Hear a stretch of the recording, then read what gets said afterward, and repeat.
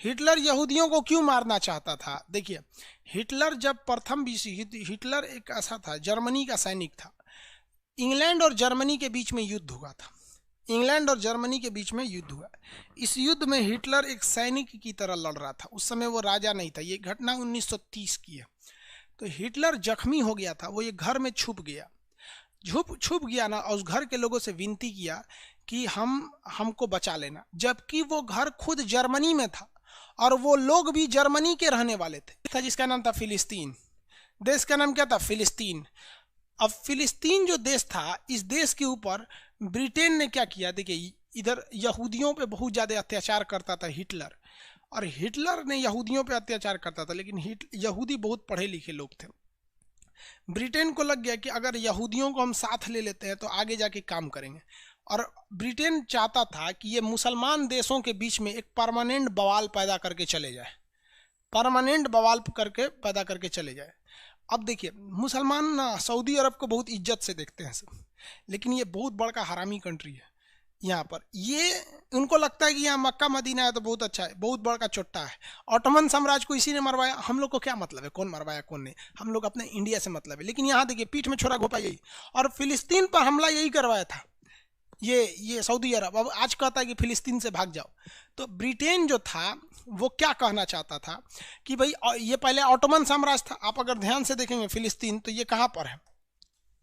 ये देखिए, ये तुर्की है, यहाँ पे साइप्रस, सीरिया, लेबनान, ये है फिलिस्तीन।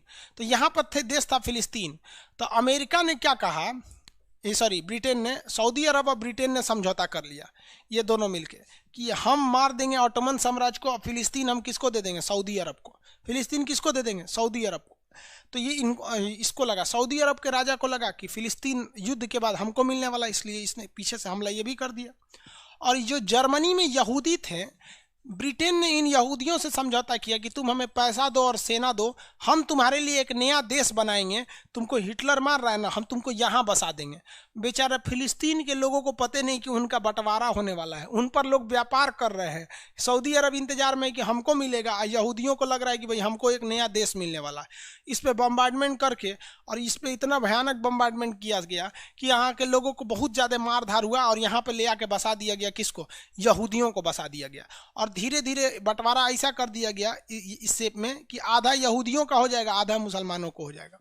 और ब्रिटेन को इस बात को बेहतरीन ढंग से पता था, ब्रिटेन को, कि अगर मुस्लिम और यहूदी एक जगह रहेंगे तो यहूदियों के पास टेक्नोलॉजी ज़्यादा है, पैसा ज़्यादा है, वो कभी भी मुसलमानों को डांट देंगे, क्योंकि मुसलमान के पास ना टेक्नोलॉजी है, ना दिमाग है, ना पैसा, कुछ नहीं यहाँ पर। इन लोग के पास तो, सऊदी वालों के पास पेट्रोल निकल गया, जिस दिन पेट्रोल खत्म, खेल खत्म, बकरी चराएगा सभी सब।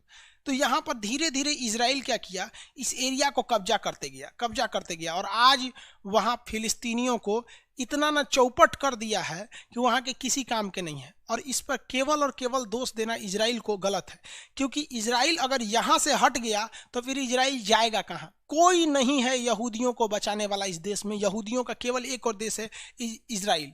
दूसरा, मुसलमान लोग के लिए तो सऊदी अरब भी है, यही तो हमला करवाए थे। मिस्र भी है, कहीं भी चले जा सकते हो। लेकिन बात जाने की नहीं है, इजराइल कहता है कि सारे मुस्लिम कंट्री हमको ये स्वीकार कर लें कि ये हम एक स्वतंत्र देश है। जिस दिन स्वीकार कर लेंगे, हम मान लेंगे कि ये छोटा वाला जो देश है जिसको मार के हम कब्जा कर लिए हैं, वो एक फिलिस्तीन है। तो ये दोनों के बीच में बहुत ज़्यादा युद्ध चलता है। इजराइल बहुत शक्तिशाली है, इसलिए बहुत ज़्यादा अत्याचार कर देता है, लेकिन पीछे इन लोग का भी हाथ रहा है। तो इजराइल जो है वो किसको उजाड़ कर बनाया गया है? इजराइल जो बनाया गया, फिलिस्तीन को उजाड़ कर बनाया गया। मतलब पहले वहाँ फिलिस्तीन था, उसके बाद वहाँ क्या बन गया? इजराइल। फिलिस्तीन के बाद वहाँ पे क्या बनाया गया था? इजराइल बनाया गया था। तो इजराइल और फिलिस्तीन में आज भी विवाद चलता है। फिलिस्तीन की इजराइल में कौन सा धर्म है? यहूदी धर्म है। यहूदी धर्म है। बहुत तेज दिमाग वाले होते हैं यहूदी लोग। देखिए, अमेरिका ने और ब्रिटेन ने मिलकर ये फिलिस्तीन को उजाड़ने के लिए और इजराइल को बनाने के लिए द्वितीय विश्व युद्ध के दौरान यहाँ बहुत ज़्यादा बम्बार्डमेंट किया था। बहुत ही ज़्यादा यहाँ पर क्या किया था? बम्बार्डमेंट करके रखा हुआ था। ये समझ में आ रहा है? ये यहाँ पर बहुत ज़्यादा बम्बार्डमेंट किया था। तो ये फिलिस्तीन, कुछ अरब वाले देश वाले क्या कहते हैं कि हम मानते ही नहीं है कि यहाँ पे इजराइल कोई देश है। तो अरब के देश इसे इजराइल को कोई देश का मान्यता नहीं देते हैं, जबकि इजराइल कहता है हम तो देश ही हैं, अब मार उड़ के ख़त्म कर देंगे। तो अभी सारे देश धीरे धीरे इजराइल को मान्यता दे रहे हैं। जैसे यूएई ने दे दिया, कतर ने दे दिया, बहरीन देगा कुछ दिन में, तुर्की ने दे रखा है, तो धीरे धीरे इजराइल भी सामान्य होगा। अब इन लोग को करना क्या चाहिए भैया, समझौता कर लो कि भैया जितना में तुम हो रह जाओ और जितना में फिलिस्तीन है उतना छोड़ दो। लेकिन इन लोग की बात देखिए, इन लोग का कहना है कि नहीं पूरा फिलिस्तीन का है, तो इजराइल कहता हम कहाँ जाएंगे, तो कह रहा तुम समझो, तो कहा अच्छा अच्छा धो देता है फिलिस्तीन वालों को। अब इन लोग को समझ में नहीं आता, ये ऊँट चराने वाला बकरी उकरी मान रहा है, इसलिए औकात है जो इजराइल से लड़ लेंगे ये लोग। इजराइल से लड़ने की किसी की हैसियत नहीं है, सबसे टेक्नोलॉजी उसका हथियार तगड़ा होता है ये वहाँ पे इजराइल वालों का। तो ये इजराइल की समस्या। अब बात करते हैं फिलिस्तीन। फिलिस्तीन थोड़ा सा एरिया में बच गया है जिसका नाम है गाजा पट्टी और फिलिस्तीन। फिलिस्तीन की राजधानी रमल्ला है। फिलिस्तीन लोग अभी जीने के लिए तरस रहे हैं, यूएनओ के द्वारा चंदा जाता है तो लोग खाते पीते हैं, लोग टेक्नोलॉजी से कोई मतलब नहीं, पढ़ाई उड़ाई करने नहीं देता है, वहाँ पे मार और के दबा के रख दिया है। तो ये हो गया फिलिस्तीन। इजराइल समझ में आ गया, इजराइल की राजधानी जेरूसलम सबसे बड़ा। हिटलर यहूदियों को क्यों मारना चाहता था, देखिए हिटलर जब प्रथम विश्व युद्ध, हिटलर एक ऐसा था, जर्मनी का सैनिक था। इंग्लैंड और जर्मनी के बीच में युद्ध हुआ था, इंग्लैंड और जर्मनी के बीच में युद्ध हुआ। इस युद्ध में हिटलर एक सैनिक की तरह लड़ रहा था, उस समय वो राजा नहीं था, ये घटना 1930 की है।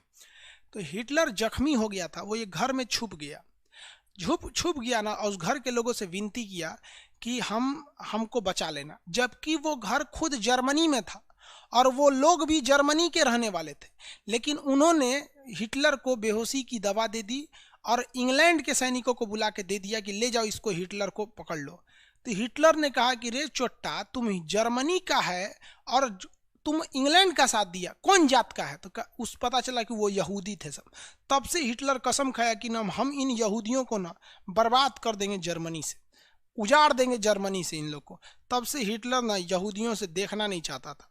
हिटलर एक बहुत बड़ा हॉल बनवाया था, कमरा, उनमें यहूदियों को रखता था, और कमरा ऐसा था ना कि उसकी खिड़की उड़की बंद कर देता था और उसमें जहरीला गैस छोड़ देता था और खिड़कियों से देखते रहता था। अंदर जब तड़पते थे सब, जहर से मरते, तो उसको याद आता था ऐसे ही हम छुपे थे और हमको तड़प के खींचते हुए इंग्लैंड लेके गया था, हमको जेल में बंद करके पीटा गया था, हमें ऐसे ही दर्द हो रहा था। ये दर्द हमको एक यहूदी ने दिया था, उसने जासूसी कर लिया, इसलिए वो यहूदियों को ठोक दे रहा था। अगर हिटलर जिंदा बच जाता तो कंफर्म समझिए कि ब्रिटेन इस दुनिया, दो लोग को तो मिटा देता, ब्रिटेन को मिटा देता और यहूदियों को मिटा देता, छोड़ता नहीं, इन लोग को तबाह कर देता। हिटलर मस्त आदमी था, नहीं रे भाई साहब, बहुत ज़्यादा जालिम था। हिटलर मस्त नहीं था। देखिए कोई एक यहूदी खराब है तो इसका मतलब ये थोड़ी कि सारे यहूदी खराब है, ऐसा नहीं करना चाहिए हिटलर को। तो ये इजराइल समझ में आ गया। इजराइल बहुत ही शक्तिशाली देश है। इसका कहना है कि दुश्मनों को इतना मारेंगे ना कि दुश्मन हमारी ओर देखने की हिम्मत नहीं करेगा। ये अरब वाले, सऊदी अरब वाले लुंगी में मुंह देगा सब, अगर एक बार खांस दिया था यहाँ पर, इतने खतरनाक है। और इनको पता है इजराइल को कि ये मुसलमान आपस में लड़ जाएंगे सब, सिया सुन्नी वहाबी पता नहीं क्या 25 को तो होता है, सभी सब अपने में लड़ के मर जाएगा सब। तो इजराइल कहता है ना, एक काम करो पहले ईरान को टपका देते हैं, तो ये सब इजराइल का साथ दे देते हैं। सऊदी अरब वगैरह सब कहते मारो इसको। जिस दिन ईरान मरेगा ना उस दिन ये सऊदी अरब को भी नहीं छोड़ेगा। तो अभी इजराइल एक बहुत शक्तिशाली देश है। भारत का इजराइल से बहुत अच्छा संबंध है। ये वाला देश है जॉर्डन।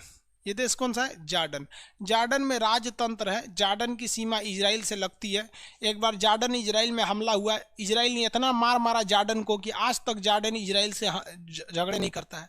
एक बार इजराइल का सीमा फिलिस्तीन इससे लगता है सीरिया से, तो जॉर्डन ने इजराइल ने इतना भयानक मारा सीरिया से कि सीरिया वालों ने पैंटे में हग मुद दिया था सब। उसके बाद ही कभी लड़ाई नहीं लड़ा सर।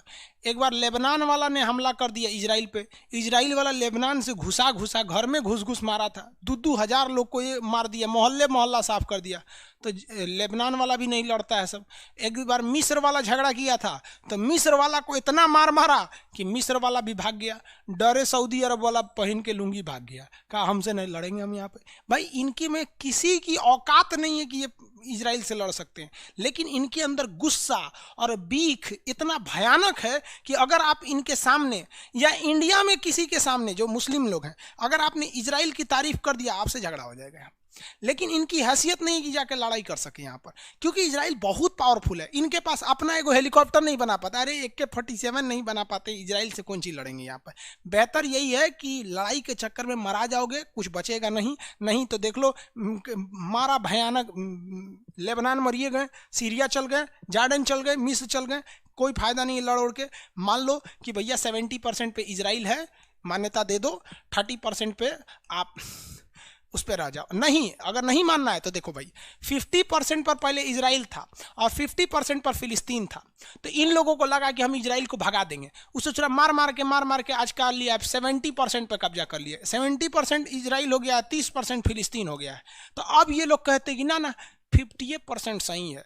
तो इजराइल कहता है चोट्टा कहीं का, जब 50% था तो तुम हमको 0 पे लाना चाहता था, हम मार धार के कब्जा किए हैं 70%, अब कॉम्प्रोमाइज करना है तो कहो कि 70% पे इजराइल है और 30% पे फिलिस्तीन है। तो ये लोग कहते कि ना इजराइल जो है वो 0% पे। अरे ससुरा तो नहीं, तोरा 0 के चक्कर में ना एक दिन फिलिस्तीन 0 हो जाएगा।